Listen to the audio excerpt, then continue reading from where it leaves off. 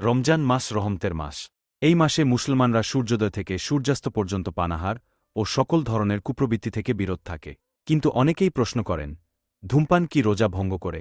অনেকে বলেন, ধূমপান খাবার বা পানীয় নয়, তাই এটি রোজার জন্য ক্ষতিকর নয়। কিন্তু কুরআন ও হাদিস কি বলে? আসুন সত্যটা জেনে নেই। কুরআনে আল্লাহ সুবহানাহু ওয়া তাআলা বলেন, তোমরা পানাহার করো যতক্ষণ না ফজরের সাদা রেখা কালো রেখা থেকে স্পষ্ট হয়ে যায়। এরপর রাত পর্যন্ত রোজা পূর্ণ করো। সূরা আল বাকারাহ।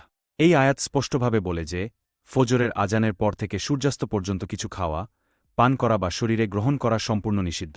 ধূমপান কি পানাহারের মধ্যে পড়ে? অনেকেই বলেন, ধূমপান পানাহার নয়। কিন্তু বাস্তবে ধূমপানের ধোঁয়া ফুসফুসে প্রবেশ করে এবং শরীরে নিকোটিন ও অন্যান্য রাসায়নিক উপাদান প্রবেশ করায়। ইসলামী স্কলারগণ একমত যে, কোনো কিছু গ্রহণ করা, যা শরীরের ভেতরে প্রবেশ করে, তা রোজা ভঙ্গের কারণ। রাসূলুল্লাহ সাল্লাল্লাহু আলাইহি ওয়াসাল্লাম বলেছেন, রোজা হল পানাহার ও যৌন সম্পর্ক থেকে বিরত থাকা। সহিহ বুখারী।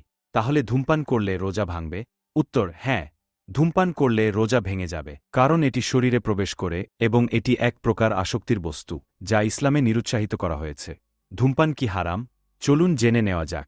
অধিকাংশ ইসলামী স্কলার বলেন, ধূমপান স্বাস্থ্যের জন্য মারাত্মক ক্ষতিকর এবং এটি হারাম বা নাজায়েজ।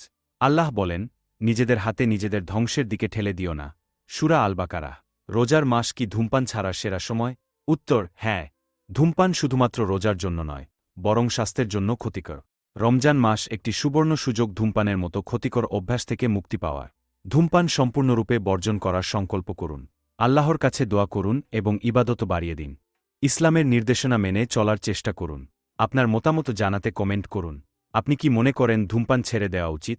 ভিডিওটি শেয়ার করুন এবং ইসলামিক জ্ঞান ছড়িয়ে দিন।